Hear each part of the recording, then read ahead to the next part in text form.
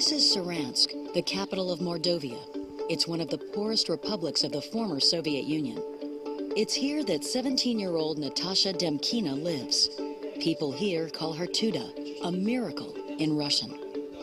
Natasha appears to have the incredible ability to see inside the human body. She's been helping diagnose people who otherwise wouldn't get treatment.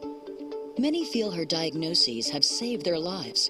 She's now caught the rest of the world's attention, and everyone asks the same question. Is her gift real? To find out, Natasha's agreed to be tested by a body of skeptical scientists in the US.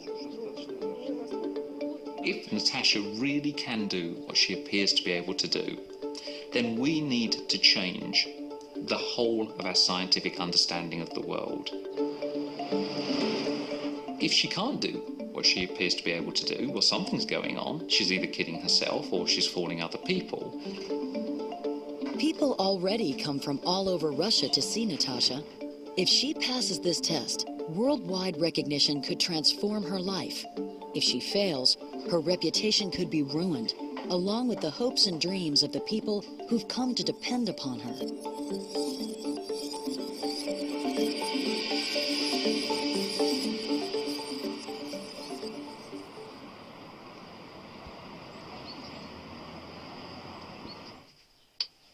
Natasha Demkina lives with her mother, Tatyana, and her younger sister, Tanya, in a typical Soviet bloc on the edge of Saransk.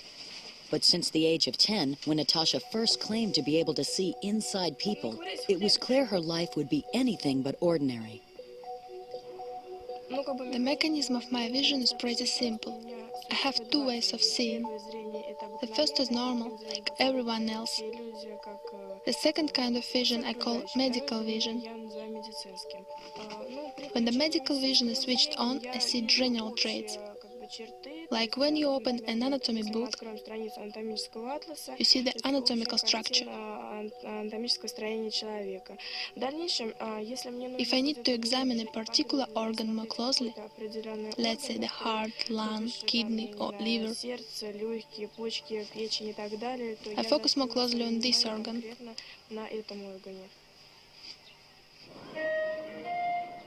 I can see all the processes at work. For example, circulation of the blood or respiration. I love to observe it. There is inside us a spectrum of such bright colors. In ordinary life, I've never seen such a combination of colors. You could only perhaps compare it with a sunset. Natasha says she can see through her patients' clothes and right into their bodies. But she says she's not able to see through objects or through herself. Claims like Natasha's are called paranormal, not explainable by science.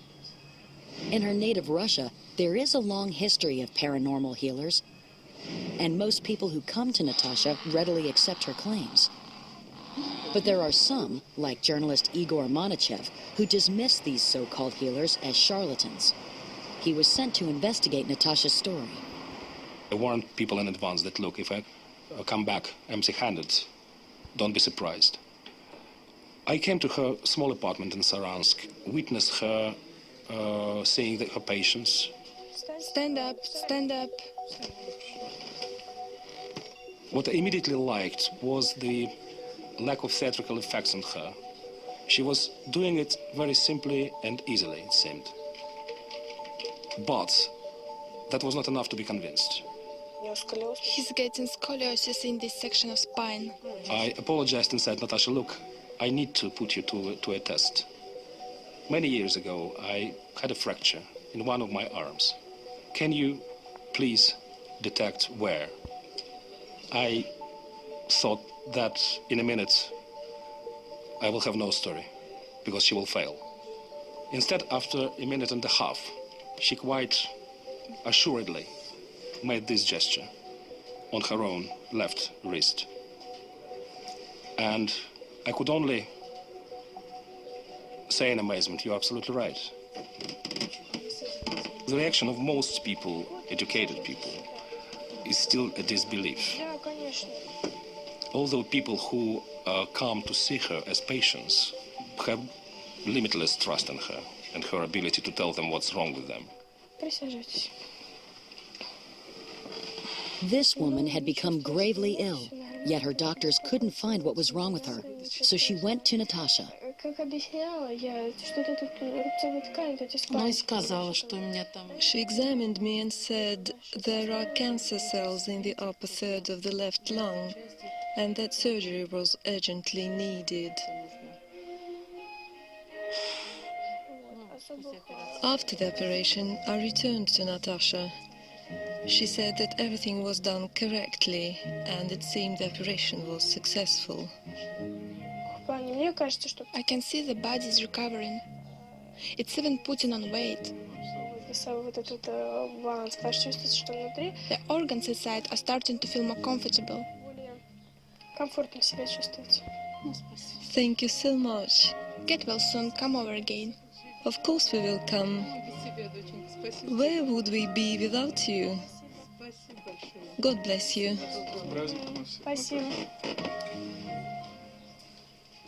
After meeting with Natasha, the doctors did find cancer in the top third of the woman's left lung.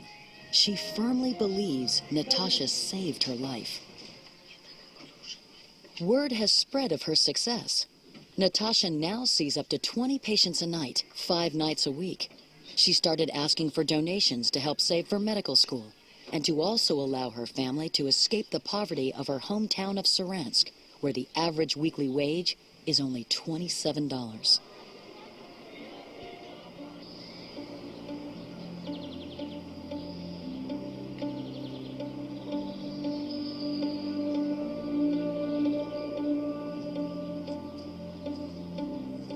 The healthcare system in Saransk is also poverty-stricken, and its doctors are widely mistrusted. Many of Natasha's patients come to her after the city's hospitals have failed to help them. They see her as their last hope. One patient, named Edek, spent a whole year quarantined in the local tuberculosis hospital. When he failed to get better, he turned to Natasha. She simply looked at me for several minutes. Then she said it was not a case of tuberculosis. She said, I don't even know the name, but I can draw it, explain it, describe it. With Natasha's drawing in hand, Edek went to a different hospital in Moscow. They quickly sent me to a doctor. If I remember, her name was Novikova. She looked through a microscope and said, yes, it's not TB, it's sarcoidosis. Then I told her about the girl in our republic. When I opened the drawing and showed her, she said, I see the same thing, and tell this girl that we call it sarcoidosis. Natasha's drawing could look like some of the characteristics of sarcoidosis, an inflammation of the lungs that produces tiny microscopic lumps. Natasha's convinced some people of her powers, but now she must travel to the U.S. to meet skeptics who will put her claims to the test. Will her gifts hold up under close scientific scrutiny? Or will the skeptics prove her success is just a combination of sheer luck and the desperate hope of her patients?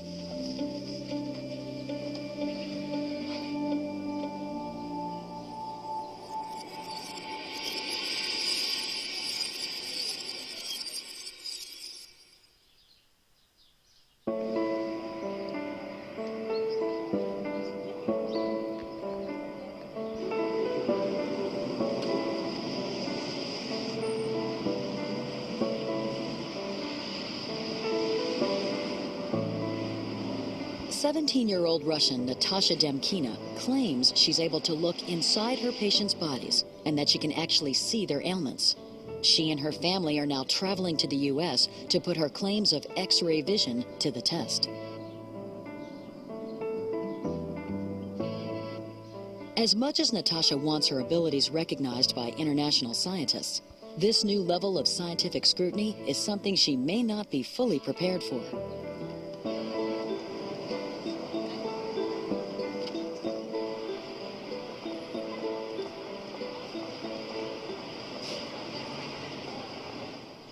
The scientists assembling in Manhattan to test her are all members of SciCop, the Committee for Scientific Investigation of Claims of the Paranormal.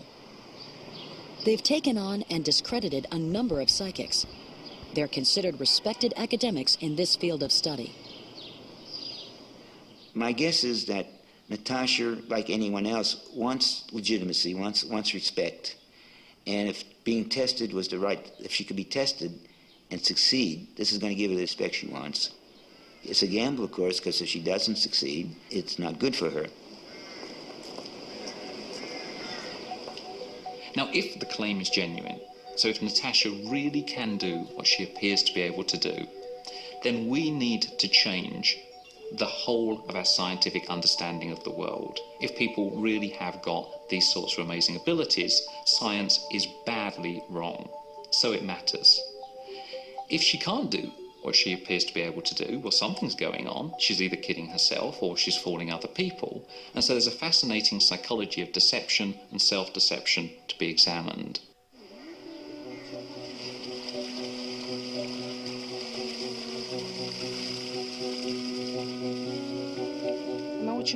It worries her very much. It worries her with all her heart until she's in tears. She holds it back for ages, but at home she starts to cry because of people not understanding her.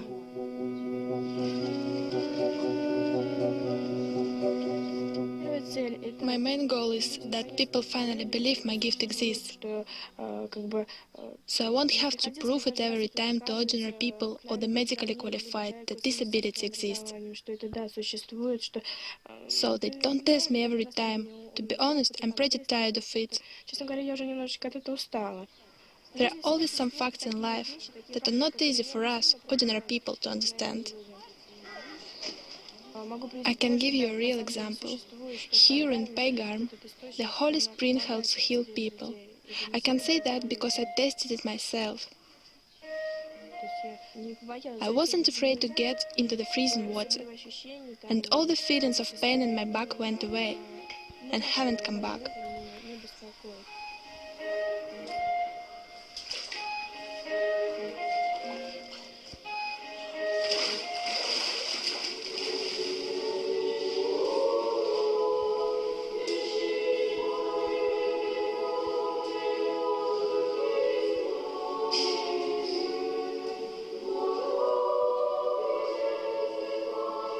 Natasha and her family attend an Easter service before she departs for the United States. She regularly goes to church to pray for guidance when her claims are challenged. Natasha detests being tested. Probably because she's only 17. She only enters the adult world and doesn't understand why people do not trust each other in the world of adults. It's a 12-hour train ride to Moscow, followed by an 11-hour flight before Natasha will arrive in New York 8 time zones later to begin her testing with Psychop.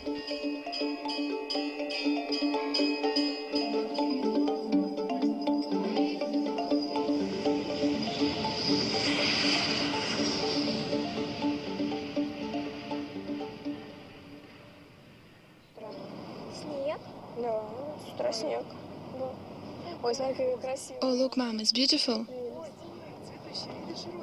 This is what I'm talking about.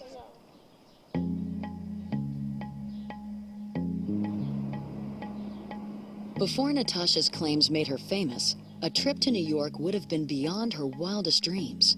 But now, far from home and without speaking a word of English, the teenager must face her opponents and defend her claims of X-ray vision.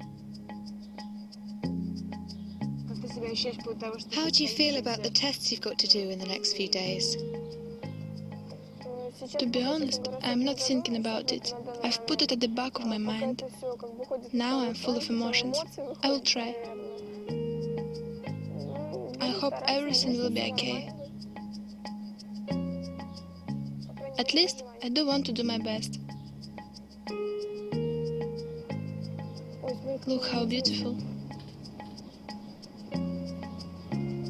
Fantastic.